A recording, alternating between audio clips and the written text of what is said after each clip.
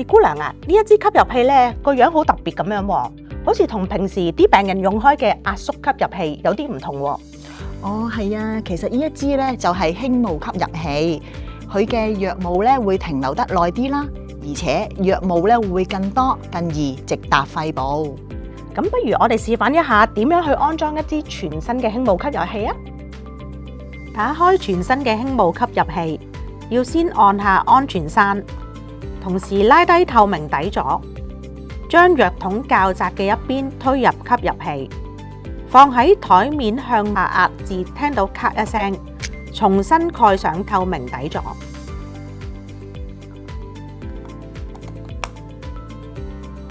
記住，藥筒一旦插入吸入器，就唔可以再拎返出嚟啦。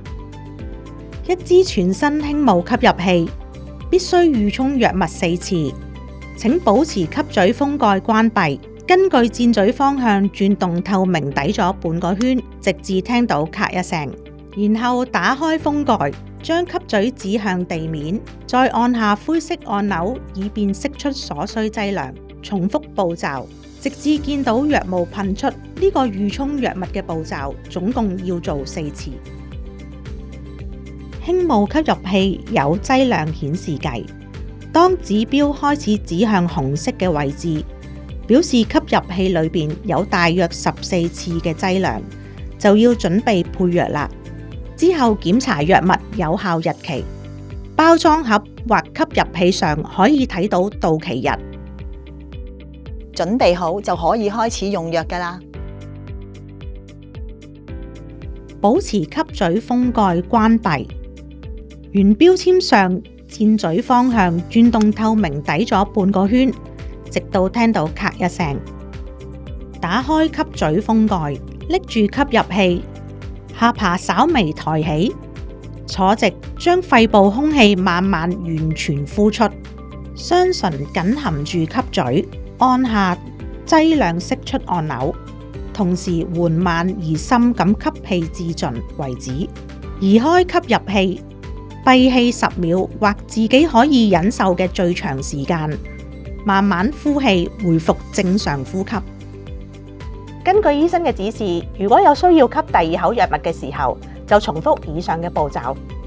每次用完之後，用紙巾清潔吸嘴位置，包括吸嘴內金屬部分。以上就係輕霧吸入器嘅使用示範。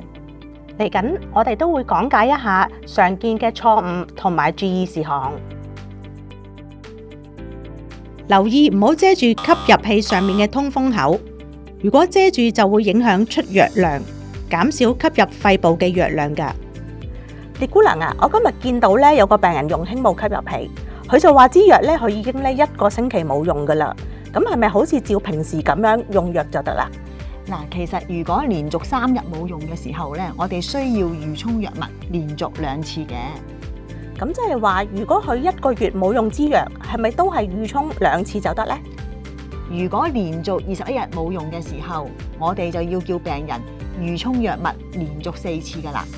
記住，千祈唔好遮擋吸入器通風口，緊含吸入器吸嘴，用口緩慢而深咁樣吸入藥物，然後閉氣10秒。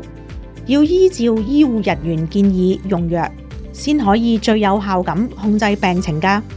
我哋啱啱講解咗輕霧吸入器嘅正確使用方法、常見錯誤同埋注意事項。